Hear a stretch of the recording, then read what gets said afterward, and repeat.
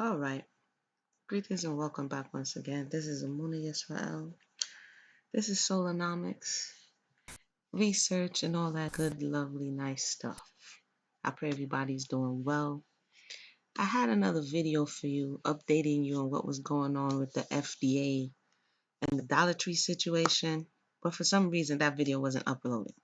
But in the interim, let me know if you guys can hear me before I get started here. I'm coming along with this new streaming business, but I'm getting that screen capture. So if anybody's out there who knows how to do this thing properly, let me know. But in the meantime, I'm just put the picture up. Okay, we can be heard. All right. So I've been sharing. We did come and do the polygyny conversation. I'm gonna give a few more, a few more days for you to watch the videos. Leave your comments and suggestions in the box. I'm a little easy chill this evening. You know what I mean? So I'll try not to get too hyped. But anywho, let's jump into this. So I came across a documentary out of China, right? And it was speaking about leftover women.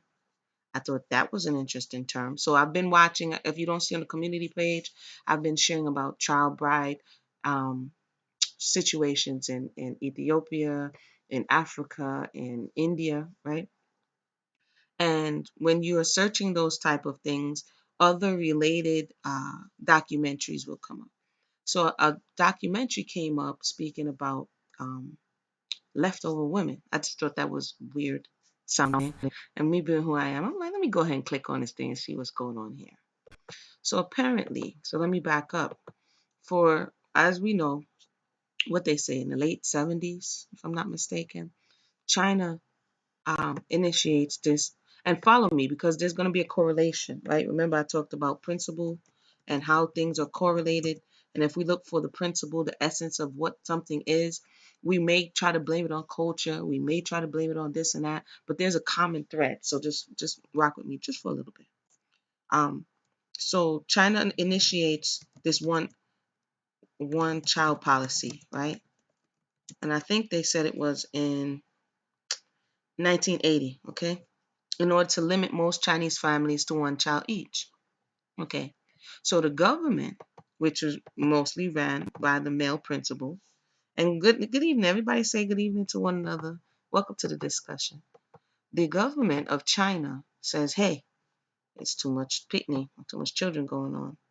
So we're gonna have to initiate this one child policy.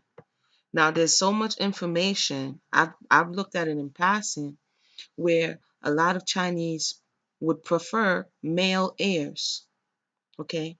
Male heirs. So when this policy was initiated, it's like when many people got women, especially if you were in the country, it's like do-over, okay? And the do-overs was either they were killing, they were aborting the children, they were adopting the girls out, they were neglecting the girls, they were putting them in baskets and just, sending them off like some real crazy stuff. The child was born, it's a girl, they're killing it, infanticide, all of that. There's a site here that gives an overview of China's one child policy. Now we're going to talk about the after effects. So somebody thought it was a bright idea to put this one child policy into effect. Okay. Then along comes another bright idea some 20, 30 years later when those children are now grown enough to have mates so that they can continue and go forth and repopulate. There is a gender inequality in China, not necessarily the numbers, the statistic of men that survived grossly outnumbers the statistics of women that survived. So they say that there's a difference of about 20 million eligible men. There's 20 million short of women. Okay, so there's a huge shortage of women to marry in China. As I was watching these, documentaries and doing a little legwork, the conversation was that those who were in the country preferred boys as heirs, and those who were in the city were more willing to accept female children, but rear those female children to be highly educated, and to go forward in society, you know, and do the best that they can. So you have a growing population in China of educated women who grew up in the city. And you have a broader population of men who may not be as educated as said women, and it's creating an issue. So I'm gonna play a short little clip. You know, we're gonna have to break it up. This one is called China Unmarried Leftover Women. I want you to listen. I want you to put your listening ears on and tell me if you hear anything familiar in what is being said. Because of the general preference for sons over daughters, there are 20 million more men than women. That hasn't seemed to make it any easier to find the right man. Because a lot of men here don't have the money to support a family, and today's sophisticated Chinese women just won't settle for anyone. Okay, so they just recapped what I was saying. There was a preference for men over women. I'm not going to digress too far, but I had asked that question a few years ago on social media, and people came for me like I was making that up, like society doesn't prefer men over women, and put this thought out into society, and then say women are only. Well, I'm not going to jump the gun. Let me let this continue here. So they're saying now these sophisticated women, much of whom grew up in the cities, whose parents sent them to school and educated them, are now finding it hard because they don't see a match or a mate that is of their caliber. I'm looking for a partner who's at least 5'9", makes more money than I do, owns an apartment, and is committed to his family. This is Chinese, right? This is not melanated people who they say, oh yeah, only the so-called black woman has this issue. I like to try to get information and put a lot of this erroneous talking points to bed. Okay, she's saying she's at a dating office, setting up the scene. She's at a dating office and she's telling the man what she wants. He has to be a certain height, he has to make more money than her, and X, Y, and Z, right? She has this whole list. I have a lot of girlfriends that are leftover women. They're beautiful, successful in their careers, own their own apartments in Shanghai, but don't have love. Enter. Okay, this is what they call in this term. Apparently, what I found out in China is that the same government who thought it was a bright idea to encourage this one child policy in a space where they knew that females weren't valued, that created this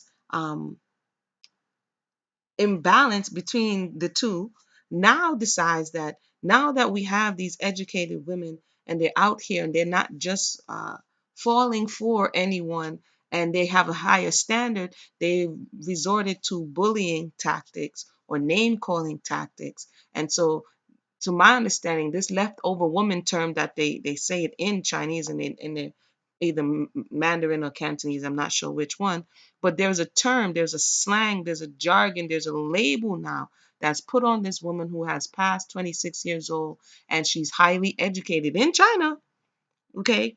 And she has these standards that the majority of the male population pool cannot measure up to. Does this sound familiar?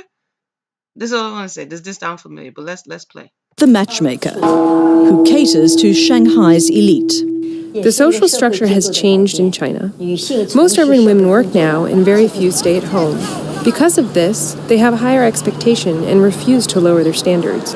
Did we just hear that again? It said most of these women, Chinese women, okay? Let me the only thing about letting you guys see what I'm watching is that the screen keeps doing in you know, like that infinity screen thing. But I'm gonna try to let y'all see what I'm actually. Hold on, let me see here. I haven't figured out this new whole streaming thing yet, and it's gonna do it anyway, but I'm gonna try it. Oh, there it goes. Here it is. I can't show a lot of it, but so that you can see I'm not making this up here. Okay. Most urban women work now and very few stay at home. Because of this, they have a higher expectation and refuse to lower their standards. They won't go for a younger man who makes less money and doesn't own a house. Okay. Did you hear what she said? The very same thing that we're hearing and seeing here in the Western Hemisphere is that this level of education that the women have exposure to, this knowledge, makes them have higher expectations of the male counterparts, and they therefore do not desire to settle. Okay, all right, let's continue. Now they have to go to the matchmaker. Long story short, the parents, the same one who was probably murking all the girls, probably guilty of the same thing. Okay, the parents now are in an uproar. There's in a tizzy because they don't feel, in a lot of spaces, parents don't feel complete until they see their grandparents, or to become grandparents, or they see their grandchildren. Okay, that's how you know the cycle of life has completed. So in a lot of African culture, you'll see the mother or the mother-in-law hounding the new couple for children, because that's how they know that they have completed that cipher. Now, a lot of this, they have to be going to these places, like these big markets, and having like the dating app site, like old school dating app site, to try to get a suitable mate for their children. Okay. Almost never hear, "Oh, as long as he's a nice person, he's okay." Basically, the matchmaker is saying, being a nice guy, you know how here we say, oh, they don't want the nice guy, and it's only so-called black women who act like this, and no other nation acts like this. And that's not true. If we begin to broaden our scope just a little bit, and begin to assess whether or not what we're experiencing is a human condition that's exasperated by the recent history, or is it just only something that pertains onto melanated women. Thus far, if you took away the fact that these were Chinese women, you would say, oh, Muna is talking about melanated women in the West. But the reality is, the question that we're asking tonight is this connection between education and being a suitable mate. I'm going somewhere with this. I just found this very interesting. Back to what the government is calling them now. So the government, in their effort to try to push them back into the homes and, and be these mates and raise the children of the next generation, they began to call them names. And one of these disparaging terms is leftover women. It's, so then hold on. Do you like her? そうですね。Zhou Yiru is also on the market here at Shanghai's People's Park, where her parents listed her along with thousands of other singles at the weekly marriage market. So again, they have a weekly marriage market where thousands of people are listed trying to find a suitable mate. But I'm going to fast forward for the sake of time. So that I'm going to leave that one in the box. That one is called Leftover Women. Jason says, uh-oh, I can tell by the title this video is going to have low views. I mean, at first, like I said, I spoke about deactivating the trigger the other day in feminism. It's important for me anyway, dealing with healing, to look at the spaces that may hurt, to hear what people are like. At first, just look at it for what it is. Whether you feel it's right or wrong, hear what the person is saying, because a lot of times we project onto others what we want them to feel, and just hear what the people are saying and what their concerns are. It may be rooted in toxicity, you know what I mean? It may be rooted in survival, but if we don't hear the matter out, then it's hard to really make a judgment call on it.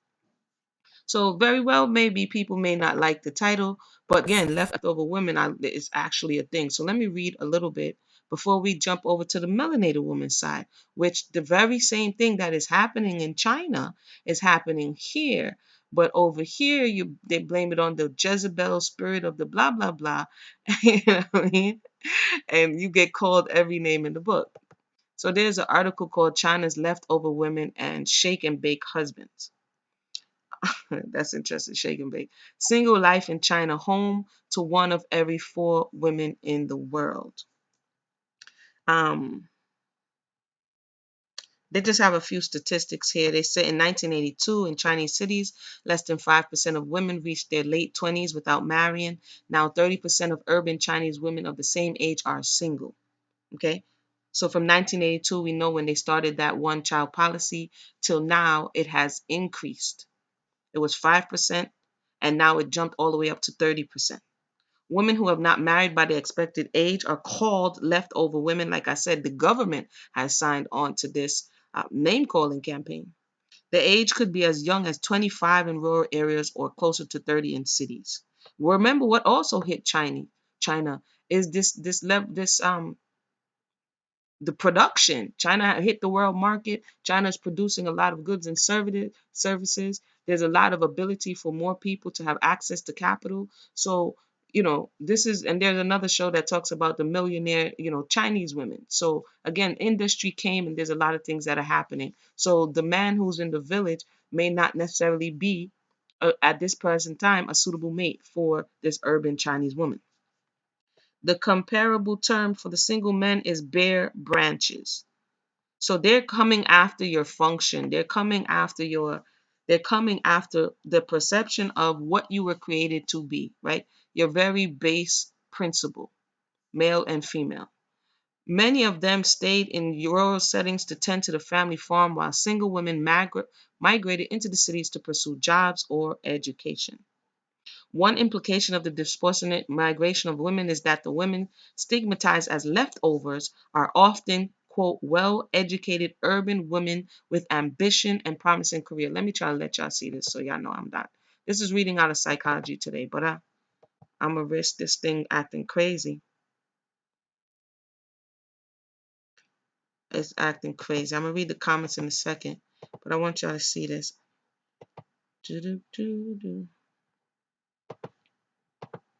All right, you see point number 4? One implication of the disproportionate migration of women is that the women stigmatized as leftovers are often well-educated urban women with ambition and promising careers. I want us to stop for just a quick second. And the reason I want us to stop for just a quick second is, why is education so important? Remember, we say, okay, what's going on that people felt that they need to, be feminist, this, that, and the third. So I dial back the thing, and for, there's a saying that knowledge is what? Knowledge is power. Okay. If you look at what's going on at the child brides in India and Africa and different places, you see people, for the sake of finances, be willing to sell off or auction off their 10-year-old, their 12-year-old, these young girls.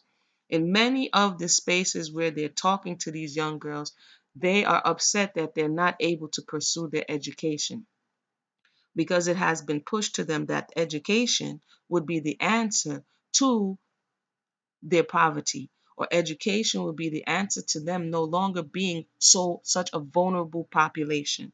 Okay? So if the women are saying, if they early on enter into marriage, like in other spaces, and they don't have the level of education, they're wholly at the mercy of the man, who, if he sees fit, can exploit her, subjugate her, right? And do manipulate her and do all the things, and she has no recourse. You're talking about a system that this has been the case. And so when they have the opportunity to say, let me arm myself, let me equip myself, that in the event thereof that I need to maintain myself financially, I am no longer a dependent of somebody who may not have my best interest in heart. So for the woman, the education becomes an insurance policy based on the history. What was the first thing that melanated people put utmost importance on coming out of slavery? Education. What did the oppressor use so that the melanated person can continue to be subjugated and stay in a childlike state? Education. So they say knowledge is power. So we have some spaces where the thought is, I don't want you to access power because I want to maintain the power and control over you. And in these spaces, the women are saying, not so. Look at the communities that this is happening. I'm not saying that this is not going to have an effect on the other side, but if we look at why it's happening, we see that it's coming from, if they felt that they could have trust the system, and they were secure in their spaces of raising the children and respected in these spaces, then would one think that they would run for education as swiftly to move out of feminine spaces to enter into the world and not think of being a woman, not think of rearing children? Something has to be have been going on. But that's my thought. That was just a little side note here. Let me go down here. Another term for some Chinese single women is golden turtles. They are the young women who move to the cities and to work in factories. They use their earnings to support their parents, to help pay for the weddings of their brothers or the education of their younger sisters in cases of family with more than one child, and to have a small taste of disposable income before returning home and dutifully getting married.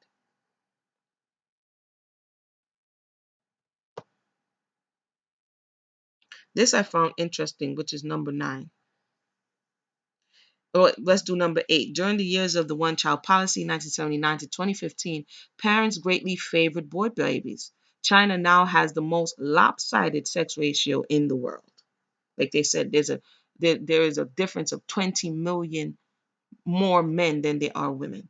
Now, keep in mind to this. Number 9, many Chinese men do not, I repeat, this is not talking about melanated. This is not talking about post-slavery. This is not talking about America or the Caribbean. Many Chinese men do not want to marry women who are their equals. The most highly educated Chinese single women, those with PhDs, are commonly referred to as a, quote, third sex, end quote, because very few men are willing to marry them, not even fellow academics. Interesting. That's very, very interesting. So they have made sure to secure themselves financially, right? So that they won't have to, like some people say, depend on a man or need a man for whatever their reason and purposes are. And when they get to that status and that space, the men don't want them. That's interesting. Let me jump over here to, so I did the Chinese one, right? Okay. Now, college educated Black women least likely to have a well educated spouse. Did we not just, let me let you see this. Did we not just read that same thing on the Chinese side? What does this say? College educated Black women least likely to have a well educated spouse. What is the correlation between Chinese people and melanated people? Those in the Far East and those in the West. What is the correlation? What's going on here? Let's read it briefly. A recent social mobility memo of the Brookings Institution indicates a large percentage of quote unquote Black women with college degrees remain unmarried because they seek to only wed a Black educated man. What did the Chinese woman say when she sat before the matchmaker? She said she wanted basically somebody who was on par with her. She said the very same thing. Single, quote, single Black female BA seeks educated husband, race assortative mating and inequality, published April the 9th, offers that the current trend of assortative mating in the US, choosing a spouse with a similar educational background, is less available to college educated Black women. That was the same thing we saw in China. And if I'm not mistaken, there's something similar happening in Japan. Black men, and there's also something similar happening in Africa. Black men are the second least likely to earn a college education after Latino men, and Black women are less likely to marry out across racial lines. Therefore, if interracial marriage is not an option, the potential for a educated spouse decreases. 49% of college educated so called Black women marry a well educated man, compared to 84% of college educated white women. Using 5-year estimates from 2008 to 2012, waves of the American Community Survey, the author examined race gaps in marriage patterns. Once again, we saw the same thing happening on the other side of the world. Okay? I'm going to jump down here because I have a few more things to touch on. According to the authors, even if Black women rise up the ladder in part because of their efforts to acquire more education, one of the key mechanisms for maintaining that higher status for the next generation, assortative mating, is less available to them. This means households with 2 college graduates earn more income, which sets a solid foundation for the next generation. Okay? And it goes on. And I have statistics up here. Let's see here. This is from 2015 to 2016 stats, and it's looking at females and males in the melanated community, and you could take a look at how many males to how many females. 35%. No, I'm actually 33% to 67% had an associate's degree, and bachelor's degree, it's 36% melanated males to 64% females. And as it goes up to the master's and the PhD, the numbers get even more.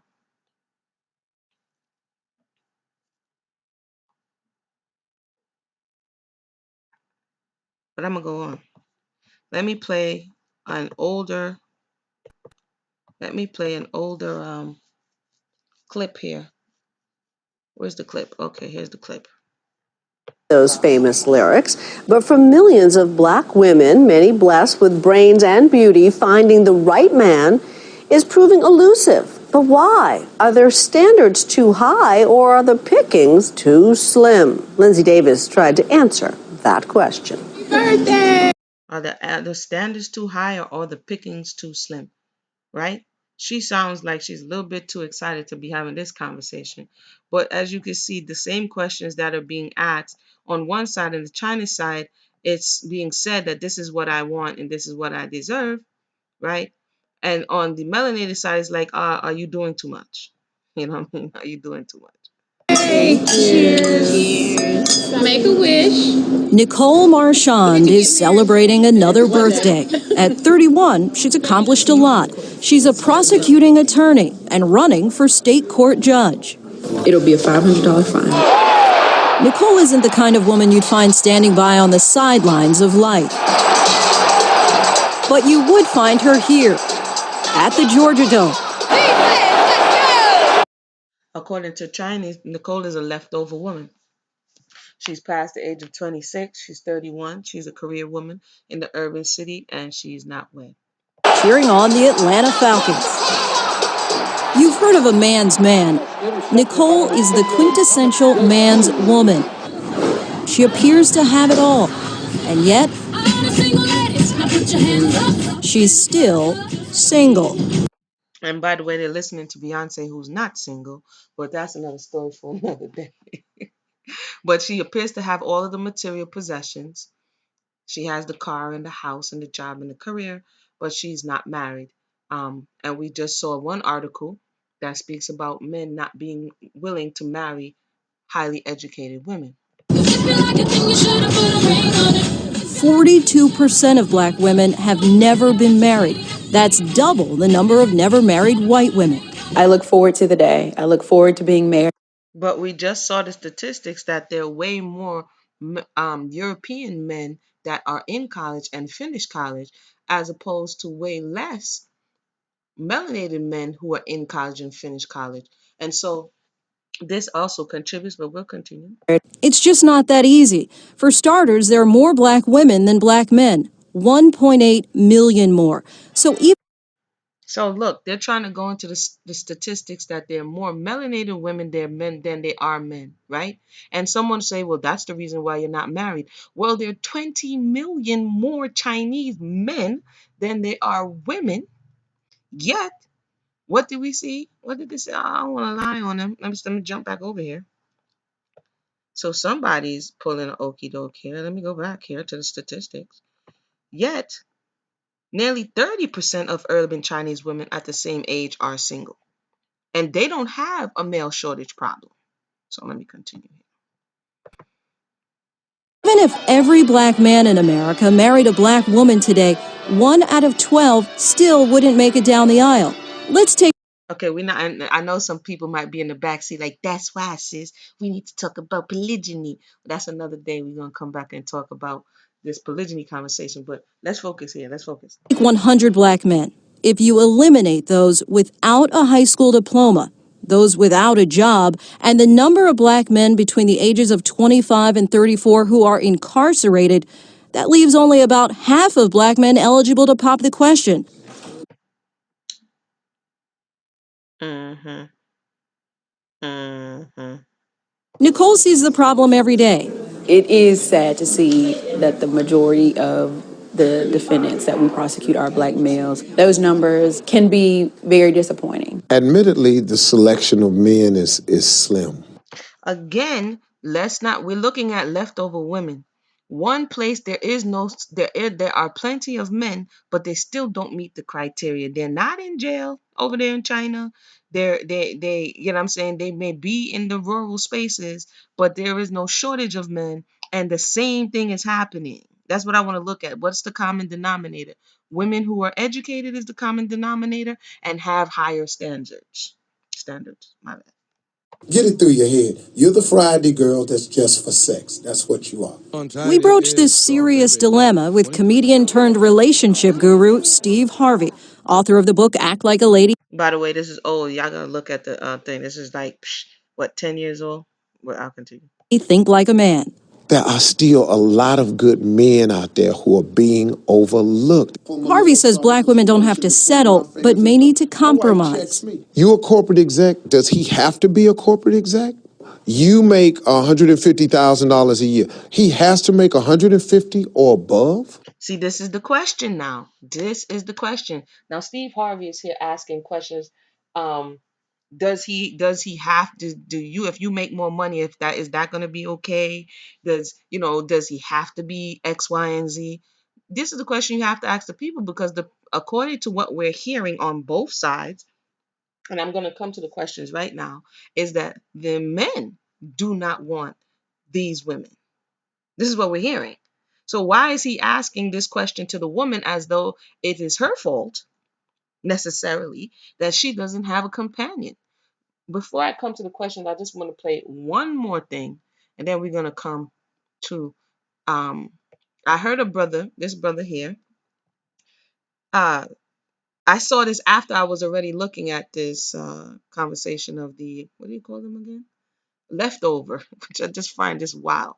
But I saw this, I said, let me go ahead and watch this real quick. But I'm just gonna play a short clip, okay? This is for commentary purposes. Ladies, men don't care about your degree. This is what he titled it. Because let's just say I was just a high school graduate. I don't care about a woman who has a college degree. What I'm saying is, when I'm out there, or when I was, well, when I talk, I speak as if I'm single because I'm not. Y'all know I'm married. But So right away, Steve Harvey just asked the question, what if he's not on your level and that you should compromise? Now, this brother's giving his commentary. He says if he had a high school degree, just a high school diploma, he doesn't care what degrees you have. So let's continue to shortly listen. but when I was out there in the game looking for women, I was never interested in a woman's educational accomplishments as it relates to my interest in her on an intimate, personal level.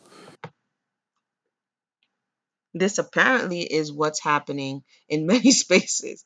The woman is saying, I need this insurance policy because I'm not necessarily sure that I can trust what's going on here. And I don't really like the job description that you have for me. And the male is saying, I could be the street sweeper. Y'all let us know your comments in the chat and we're gonna come there. I could be the street sweeper when I come on the scene. I'm still the man and I don't care what you've accomplished. I think this is very extreme position, but it's one that is very candid, as I wrote in the comment section. Like, it never impressed me if a chick had a bachelor's degree, master's degree, or a PhD. Because at the end of the day, I'm not trying to lay down with your degrees. Your degrees are not going to be in the kitchen cooking food for me. Or I'm not trying to see what your degrees can do to whip up a nigga a fried bologna sandwich. So basically, the thought process is this is what I need you for. And I don't, he said it in a more explicit way. I need you to cook, to procreate, and to shut up he says it later on. And so is this the mentality of many men? I don't need you as really a counterpart or a companion. I need you for what I need you for. And who cares about all of that other stuff you're talking about? right? Some of this has to be a level of truth, even if some are not as willing to say it as he is. But let me continue. You know what I'm saying? So when women be coming around talking, trying to flaunt their degrees, I just look at these chicks like, I don't care, chick. I don't know of any real man that gives a damn. Unless your degrees can bring some type of monetary value to my life or our household, none of that crap means nothing to me.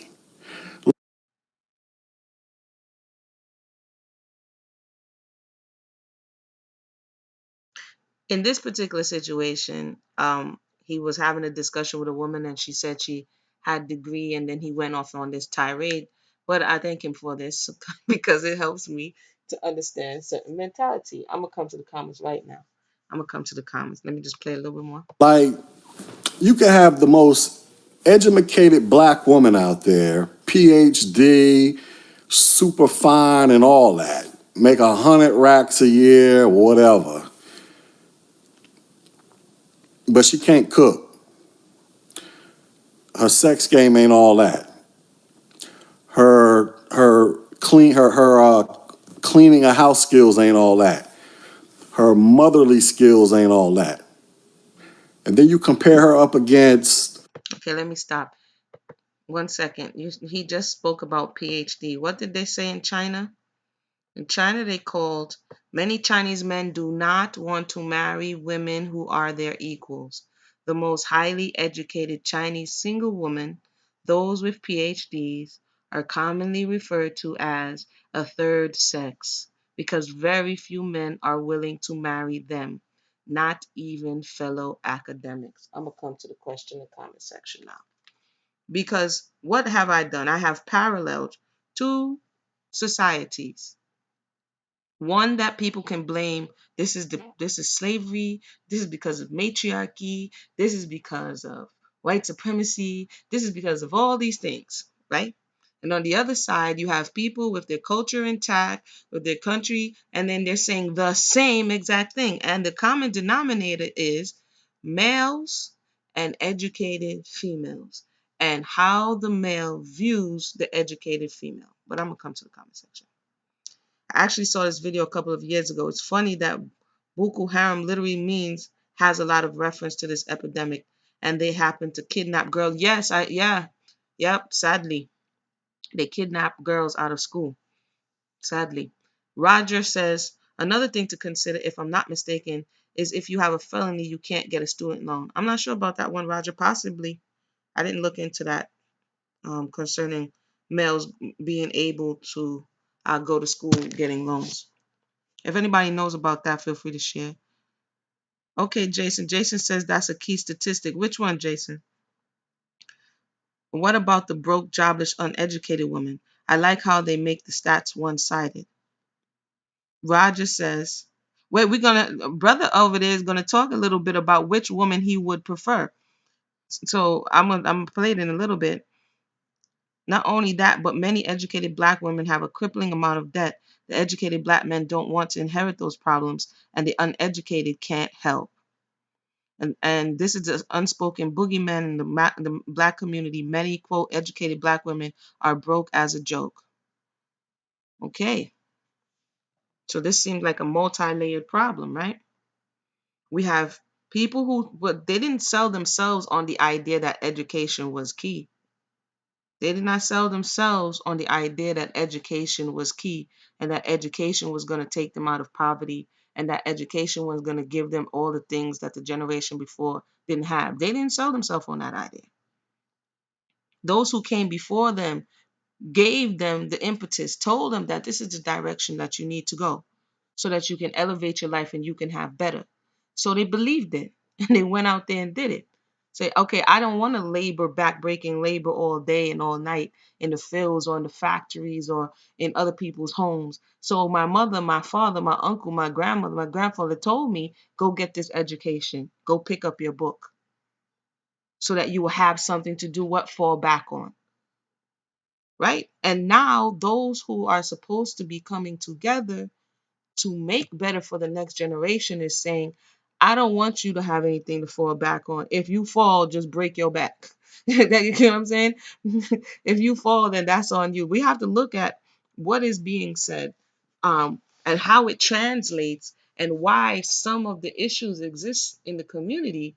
It's multi-layered. I wouldn't just say it's one thing, but if the melanated woman, or any woman for that matter, because it's happening in China and other places, do not feel secure, do they don't have somewhere to go to remedy their issues, and they're at the mercy of someone who's basically telling you that you're a work for hire.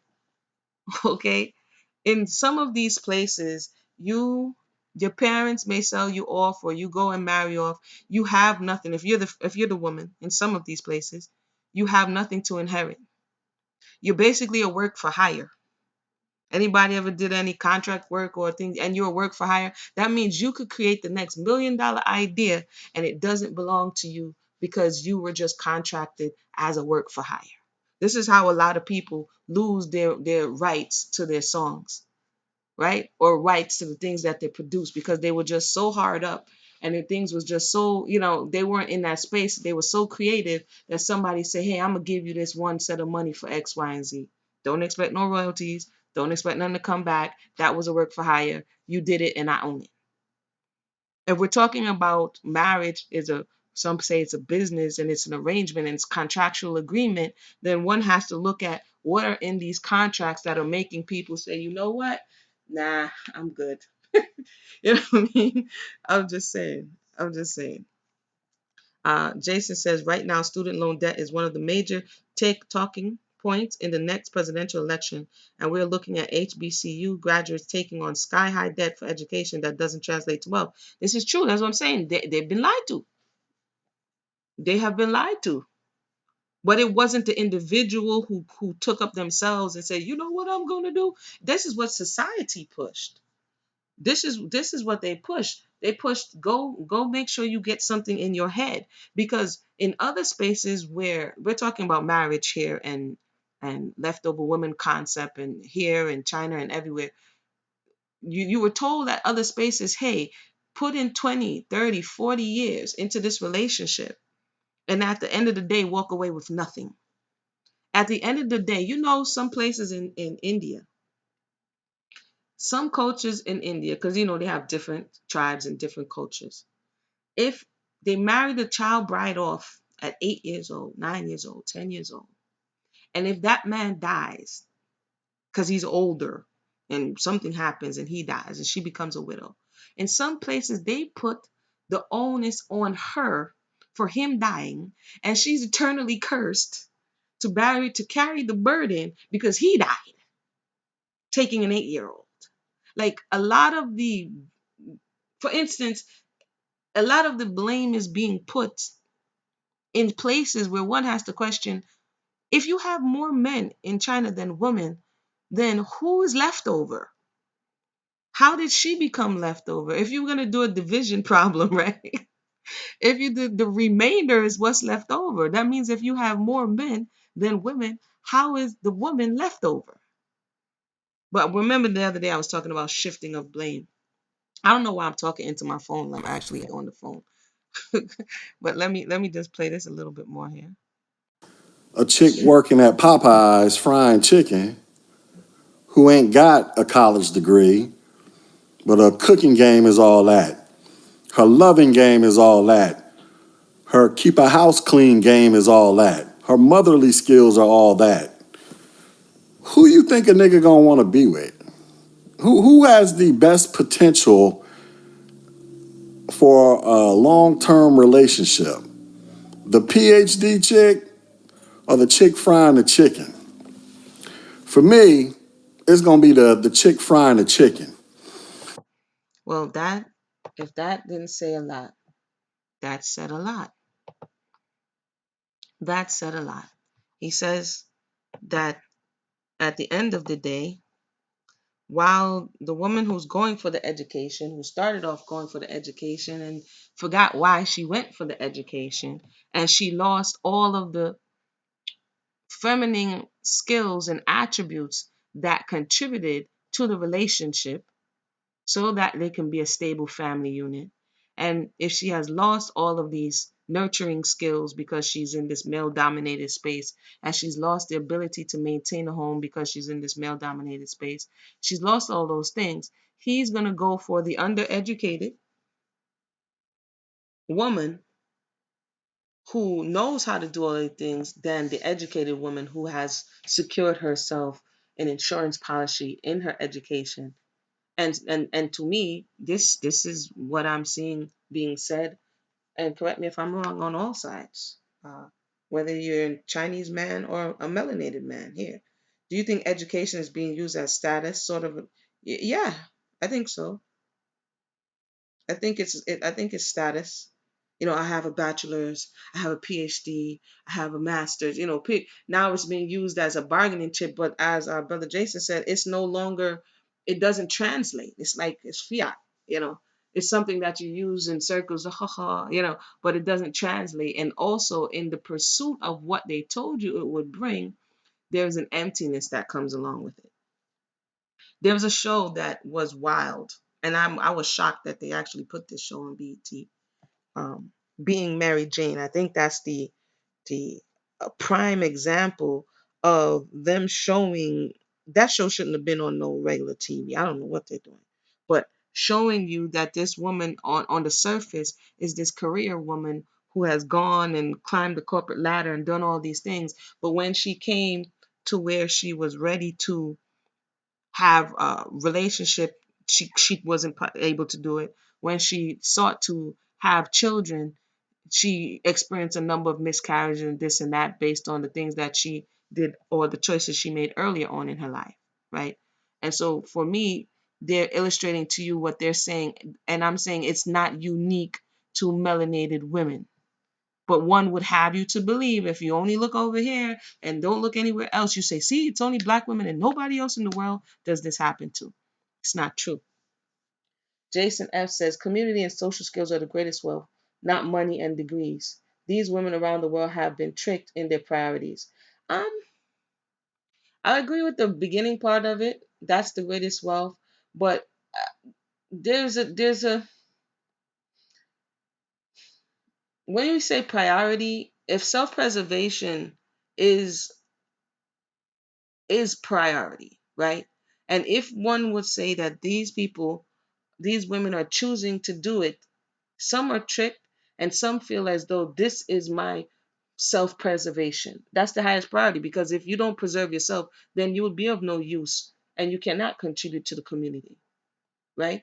And so if someone was able to see their grandmother, their great grandmother, their aunts and uncles, and I mean uncles and the people they love and care, make their family a priority and sacrifice themselves to do it and come out with the short end of the stick, we cannot negate the fact that the system that many are calling this marriage and social building system in many parts of the world exploit the feminine principle. And this is why many spaces they are saying that the feminine principle has come to the point collectively, because if it's happening in China, if it's happening in the if it's happening in Africa, you have to ask yourself, well, what's going on here? What is really going on here, and why? For instance, this documentary named it was looking at mm, it just went straight through my mind. It'll come back. It'll come back. Keep talking. It'll come back.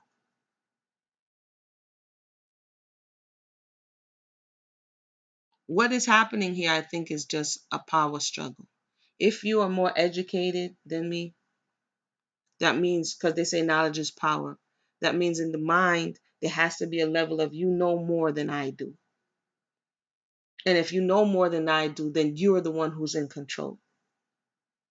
And so I would rather for you to fall back and get into your respective place and be at my my disposal, for me, because when you listen to the video, I don't want to keep playing it, but when you listen to what that guy is saying, it's like you are objectified in his eyes. So it's not what the creator has created you to do and become.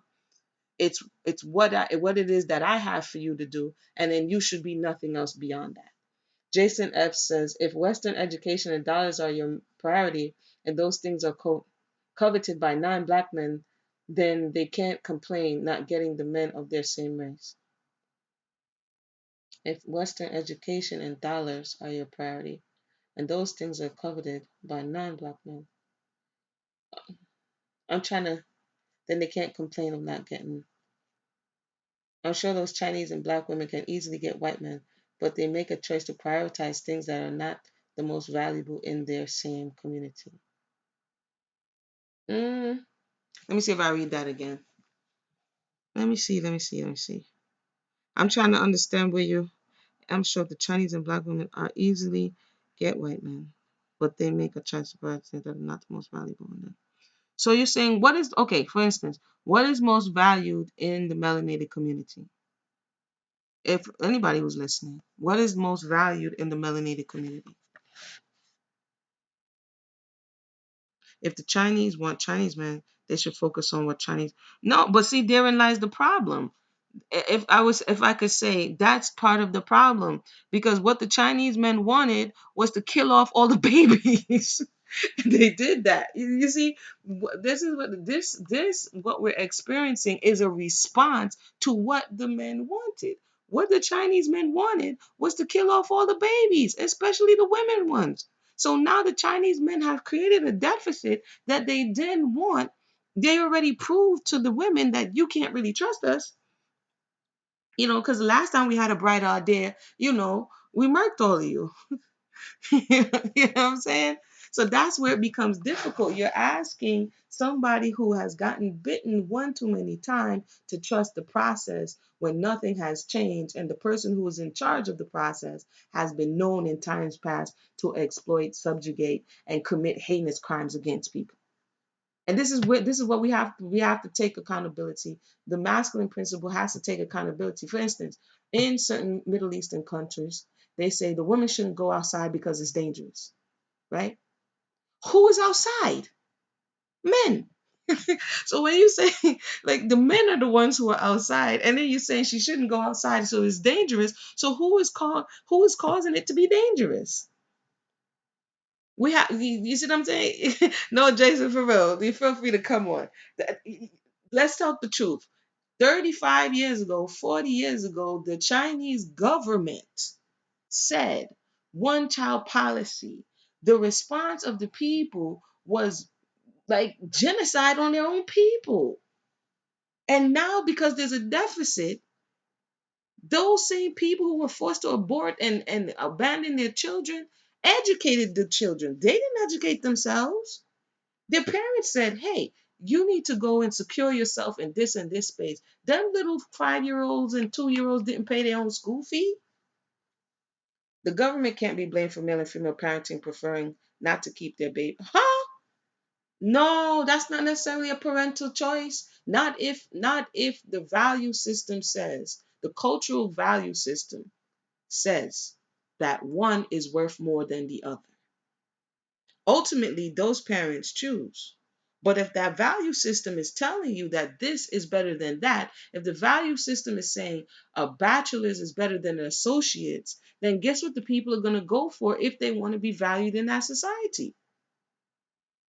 They're going to go for the bachelor's. If they now tell you, hey, a PhD, a bachelor's is like an associate's, and master's is like a bachelor's, so you should go for a PhD. The people are going to go for broke going for the PhD. Why? Because in the culture, it is more valued. In these places, if you only have a girl, you're called names, you're ridiculed, you're the lowest in the rung of society.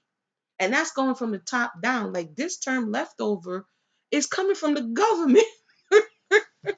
It's coming from the government. I just found that wild. It's coming from the government. Those people include the female parent too. No, no, I'm not just putting it on the men, but I'm saying what I'm saying is that what is being said, because I started off with the leftover women. The women now are being asked to get back in line. They also talk about how, kind of like here when they had an industrial revolution or they needed the women to come into the workplace, they gassed them up. The same way they did in America when the men went off to war. They gassed them up. They're the ones who told them, yeah, man, come on out. Leave them babies in there and come out them houses and come help us run this country. And they came out, they did all that, and they was like, now get out of here. Get back in the box. You know what I'm saying? So I'm like, wait a minute. So it basically is whatever I feel, even though it has a adverse effect many years, you need to eat that cost. You know what I mean? And still, do what I say do. At some point, just like I illustrated the other day, the person who may be feeling oppressed or subjugated is gonna be like, whoa, hold on. This is why they did the American Revolution, because they're like, whoa, England, hold on. This is why they went for abolition of slavery, because they're like, okay, dude, now you're going too far with this. What's going on here? At some point, there's going to be people who are saying, you know what, I'm going to need to do something that's going to secure me because I'm not sure that I can trust this process. I know I'm sounding like I'm bugging, but I gave the illustration of the American Revolution, slavery, and now what is being looked at as people not trying to fall in line when those very same people have been exploited for a very long time.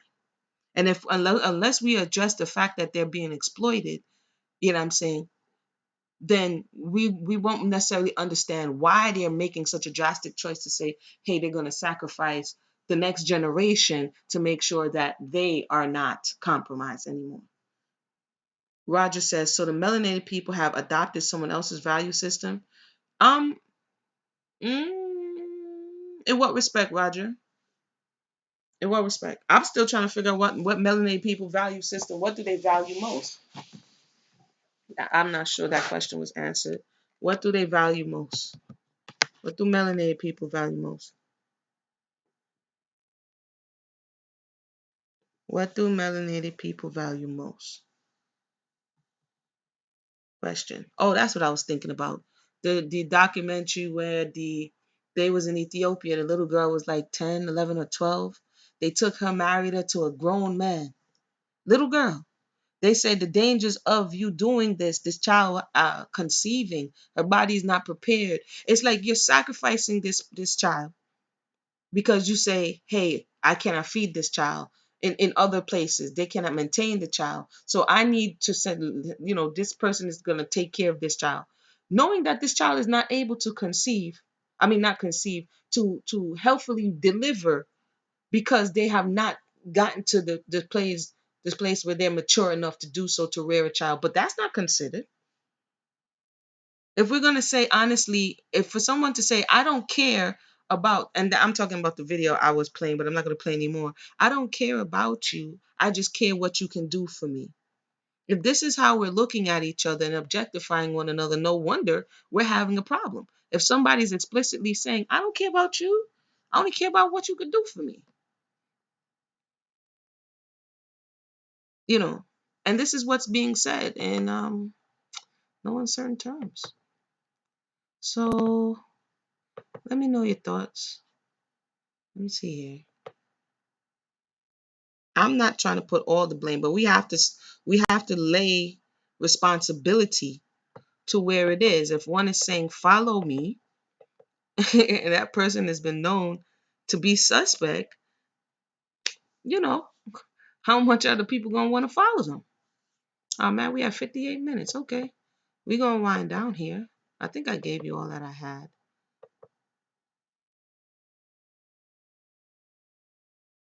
Okay, and Muna, what you just described with the Ethiopian girl, the lack of resources in China is why the one child rule was put in place. But okay, check it out, Jason. You just told me that I couldn't blame the government for the personal choices of the people. So how in the world did the government put their hand in the personal choices of the people? You told me I couldn't blame the government for male and female parents preferring not to keep their child. But the government told these male and female parents that they only could have one child, which is their own personal business, right? So what's happening with the girl in Ethiopia and the lack of resources in China? They have resources now. And with those resources now, it has created this imbalance between the two ratios based on what the government told the people to do. So to say I have to put some of the responsibility back on the government, you're the one who told the people that they can only have one child. And then let them know that a male child is preferable. I don't know about that, Jason. You know, I like a good inquiry. I might have to go back and dig up some stuff, some government policies and what was going on with the the male and female. That that one might have to be to be continued. at what role the government played in letting them know that it is more preferable for a male in any society.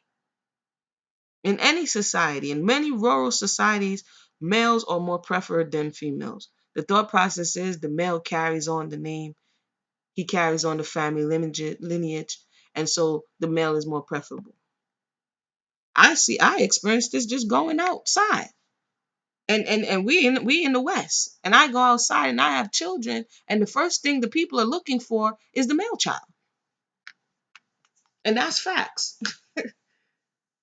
That's facts. So we have to be honest about what is really real. So, because we can't move forward if we're not being honest about the fact that women are in many spaces not valued and only value. This is why he said, I don't care, I don't care about your education. I don't care about none of that. I just care about what it is you can do for me. And if you can't do anything for me, then you have no value. And I think, let me go ahead. I think it goes back to the axiology discussion. I think so too. The world is adopting the European axiology. There's a kernel of truth to that. I think they may be adopting it, or they may be laying it over their pre-existing axiology, which makes it difficult. Amana says women are not valued at all. They are seen as not being worth anything other than what she can do for the man. This is in the other video I was showing you where the brother was talking. That's exactly what he said. I don't care about all that. What can you do for me? So how secure would that person be in a relationship, in a society that says you have no value except the value that I ascribe to you? You could almost guess that's going to be a rocky relationship, because that requires somebody suppressing the other person so that they can be in power. And this is why in a lot of spaces you see force used in a lot of cultures. You see subjugation used in a lot of cultures. I'm just saying. I know this one is a little rocky here. This is a little rocky conversation, but we're going to keep it real. This is a real thing. I didn't make it up. I didn't make it up. Leftover women is a real thing. Let me see if I get you a little bit more about what they're saying over here in China while y'all get the conversation popping. Hold on. Let me back up here. Let's see what Mr. Matchmaker got to say. Entrepreneur, though a lot of business was getting done here. I'm here today to look for partners for my son and daughter. I have 2 kids. Nowadays, for women, it's hard to find a husband because they're more economically successful than ever. You hear what the man said? So he got through and he was able to have 2 children. He's looking for mates for both of his children. And he said, this is the father, it's harder for the women to find children because they are more economically successful. Now, we'll have to come back in another conversation and find out why that may be threatening to the masculine principle. That's a whole nother conversation. That a more economically successful female is threatening it somehow. We can have that discussion. Okay, it says China has the highest number of self-made female millionaires. Back at the matchmaker's office, the date hasn't gone well. I think he's nice, but he's not for me. Zhou Yiru is still determined to find a husband before she becomes one of the leftover women. I hope to find a boyfriend that's tall and handsome, who has a stable job and likes animals. If you're interested, you can go through the matchmaking agency. Yo, why she did an ad on the documentary? I thought that was she was doing the most. She gave all the stats and was like, yo, holla at me. That was interesting. But Jason says, Amanda, that depends on the family. Powerful families put a very high value on their daughters. But Jason, would you say that was the norm? Would you say that was the norm? Now, most people don't have powerful families. So the general society, do they put a higher value on the daughters?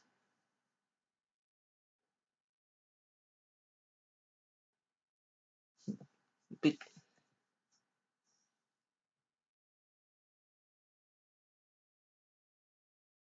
this I know. Jason says, maybe I've been living in East Africa too long, but around here, the Djibouti, Ethiopia, Somalia, strong families hold their women very close. And I saw that firsthand when I was in that side of the world. But over here is a different story. Over here it is a totally different story. And apparently, and not only that, but I don't know if you've been Jason, if you've been catching up, that China has entered into Ethiopia.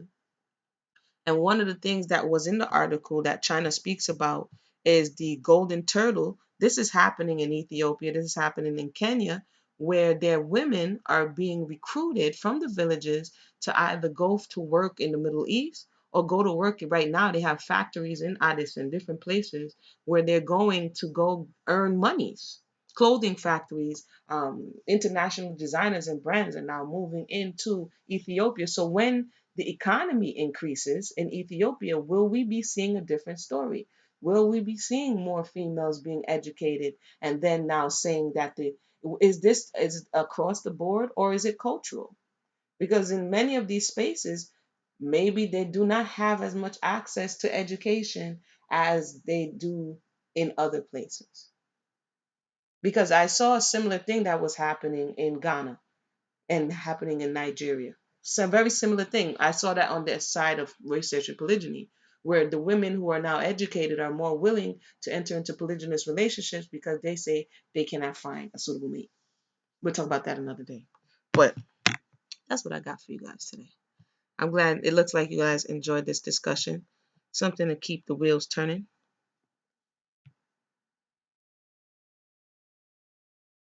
Yeah, I remember. I mean, when I left, now it's 10 years. 10 years now. Wow, time flies. But I remember they were just coming in. And I remember they were just building up the roads. You know what I mean? And so now I hear that I wouldn't even recognize the place.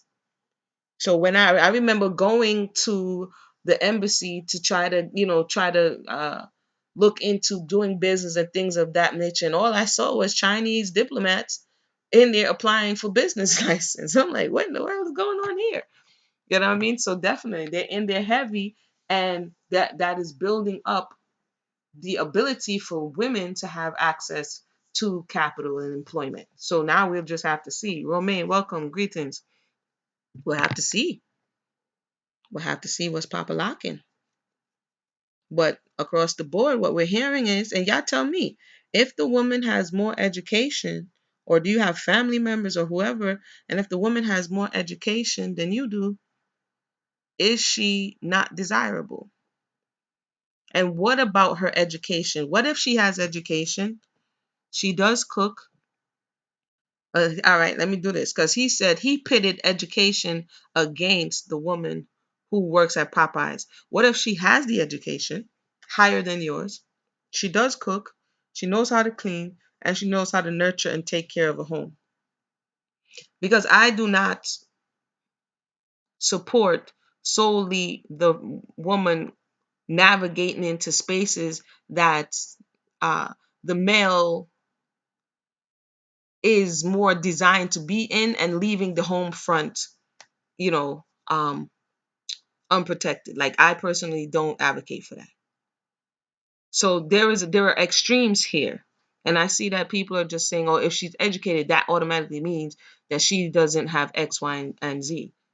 But what if her education is her insurance policy? What about that is intimidating? If it's intimidating or undesirable. Anywho, we at 1 hour. We're gonna go ahead and wind down. I didn't She's desirable, Jason says. She's desirable. I missed that part, Jason, because I think I missed when you put it in. So to recap, for those who just joined us, I gave some resources. We were talking about the parallel between Chinese, quote, leftover women, end quote, and melanated women who are single and highly educated, and how on both sides the men do not find these highly educated women desirable for many reasons. And on both sides, the women are being advised to kind of lower their expectations so that they can find a happy medium to, you know, be married and procreate and bring forth children. Many men don't want a low class woman to raise his daughter. I don't know. I don't know. I don't know. I think I took a screenshot. I'm gonna leave it with this. I don't know. I don't know. Jason. That's not what they saying, Jason. That's not what they're telling us right now, Jason. Hold on. Let me see my screenshot real quick. Then I'm gonna leave it at. We'll come back. Leave your comments in the comment section, all that good stuff. Okay. On the same video where the brother was talking about him not wanting X, Y, and Z. And by the way, like he was like defacing the woman. He was calling her all manner of names. I was trying to figure out where this indifference was coming from. I don't know. I don't know. But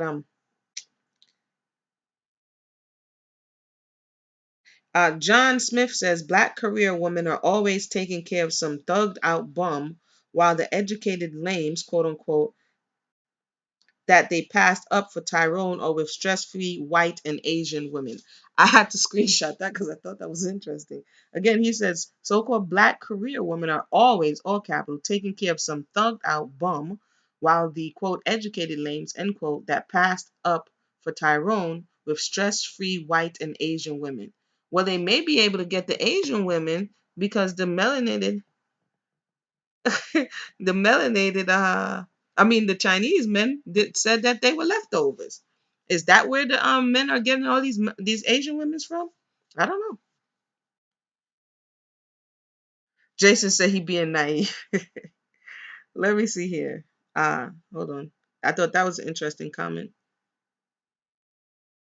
Somebody named Cool Gent says, a feminine woman will get wifed up, but a masculine woman is on the clearance rack. So this is a conversation. The clearance rack it's kind of like leftovers, right? That's what goes on the clearance rack.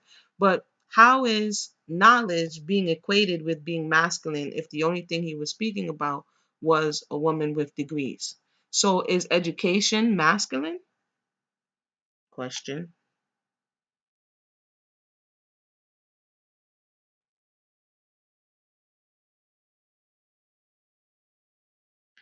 A woman chimes in.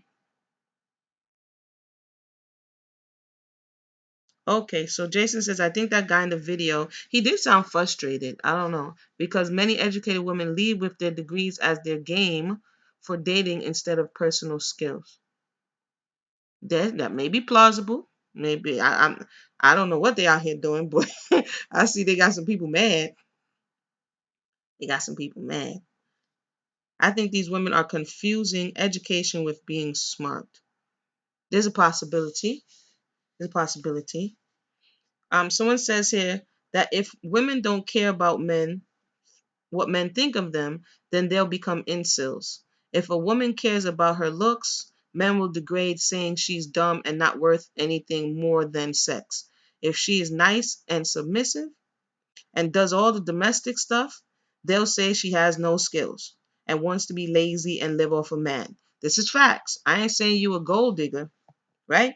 There is no pleasing men because they need you to be on the hamster wheel to nowhere and be grateful for a half Fruit Loop and some D. This is what she says. I didn't say that. She said that. Okay. But I found some kernels of truth to what she was sharing. That no matter what direction you go in, there's a possibility that you will be critiqued. If you stay at home and the person is your sole provider, then there's a possibility that you may be a heavy burden on the person, or you just trying to live off men. Today's space and time, I'm hearing that you can't live off no man. So taking care of the home is not enough. Some say go out there and provide and then take care of the home. So have two jobs and only get paid for one.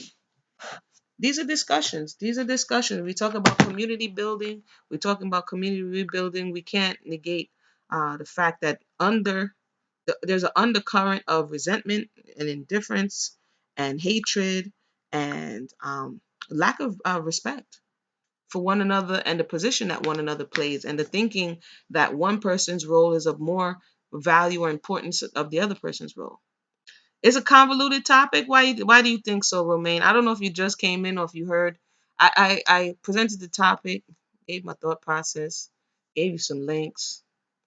Um, you know, that's actually a term that's coming from China, given to the women from the government, so that they would be chided into going accepting what they may not normally want to accept. You know.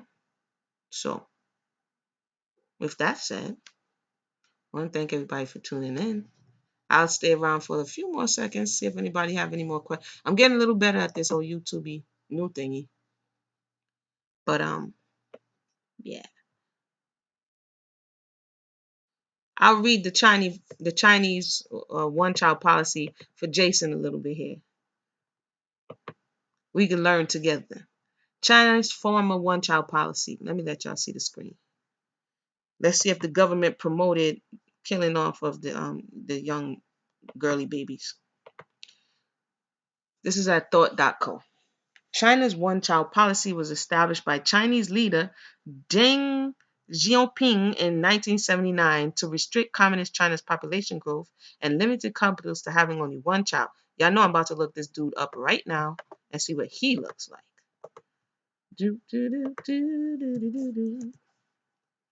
Let's see who did it, y'all. Let's see who did it. Boom. There he go. There he go. There he go. That's who did it. See he over there smiling? That's who did it. Let's keep going. In 1979, okay, although designated a quote temporary measure, yeah, that was a very costly temporary measure, it remained in effect for more than 35 years. Fines, pressures to abort a pregnancy, and even forced sterilization of women accompanied second or subsequent pregnancies. So, who was fining them? Who was pressing them to abort babies? And who was sterilizing them? The government. So, when I say there's some responsibility that has to be laid at their feet, not only did they come into the people's family life, they took it a step further. The policy was not an all encompassing rule because it was restricted to ethnic Han Chinese living in urban areas. Chinese living in rural areas and minorities living in China were not subject to the law. Unintended effects of the one child law. There have long been reports that officials have forced women pregnant without permission to have abortions and have levied steep fines on families violating the law. In 2007, in the southwestern Jiangxi Autonomous Region of China, riots broke out as a result, and some people may have been killed, including population control officials. Ha! Listen now, we're Jason there. Hold on, Jason. Hold on, Jason. Hold on. That's why I like this study. Hold up. The Chinese have long had a preference for male ears. Right? This is cultural. So the one child rule caused many problems for female infants. Abortion, out of country adoption, neglect, abandonment, and even infanticide were known to occur to females. Statistically, such draconian family planning has resulted in the disparate, disparate estimated ratio of 115 males for every 100 females among babies born. Normally, 105 males are naturally born from every 100 females. The skewed ratio in China creates the problem of a generation of young men not having enough women to marry and have their own families, which has been speculated may cause further unrest in the country. These forever bachelors will not have a family to care for them in their old age either, which could put a strain on the future government social services. I'm just going to read this last paragraph. The one child rule has been established to have reduced population growth in the country of nearly 1.4 billion by as much as 300 million people over its first 20 years.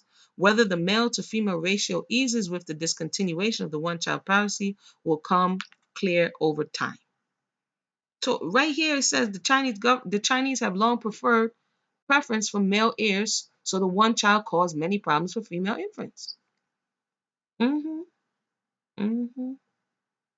Mm-hmm. Mm-hmm. Yeah. Yep. Yep. Yep. Unfortunately, the no-win feelings exist on both sides. There are many melanated, educated brothers saying the same thing and can't find a wife. I mean, that's why we having this discussion, y'all. It exists on both sides, but for the what do they call those brothers? I know that I've seen some new movement that come up that call them men go thy own way or something of this nature, or men who no longer want to be. I know that's a whole nother topic, but who never want who I don't want to lie on them. Let me just give this last thing and then I'm out, y'all. Y'all know I like to substantiate. Let's see. I don't want to. I don't want to. I don't want to.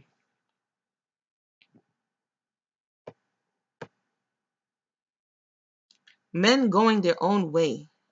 It is an anti-feminist, mostly online community advocating for men to separate themselves from a society which they see as harmful to men, and particularly to eschew marriage and cohabitation. So this is a movement amongst the men who are saying that this is their response to the educated women who have decided to meet their own financial needs X, Y, and Z, and they say, well, since you don't meet me, forget you, and men going their own way. Which, so again, you see, they said that this is a response to feminism because this is anti-feminist. So then, what was feminism in response to? This is what I was saying the other day. If oh, Jason, we gonna have to bring you back so you could talk more about what they call it, Meg Tower or whatever they call it. But that's more about laws and family court than actually finding women. I don't know. I've heard about it here and there, but all I'm saying is that people have answers to things and they create more things. And so it just keeps going. And if you unravel it, you get to come to the beginning. Why did men go their own way start? They said they were in response to feminism. Why did feminism start? They say they were in response to patriarchal system that was oppressing them. You know what I mean? Jason says that's false propaganda. Who's false propaganda in? I just pulled it up right here. I didn't write Wikipedia. It's a male right activist action focused mostly on the legal leanings towards women. I don't know. I just pulled it up on Wikipedia. I don't know if you're saying Wikipedia propaganda it. It said the community comprises websites and social media presence as a part that is more broadly termed the manosphere, purport to focus on men's self-ownership rather than changing the status quo through activism and protest, which to participants differentiates the community from men's rights movement. So, I don't know, y'all. I'm gonna go ahead and wind down right now because we going our own way into a whole nother conversation. So for this one, I'll leave it at that. Anybody have any questions or comments, feel free to leave them in the box. Thank everybody for tuning in. Oopsie. Let me turn this off here. Everybody have a blessed night. Let me see here. And stream.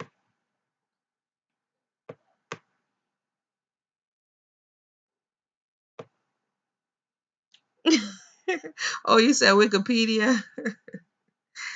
All right, we might have to come back and talk about that one, Jason.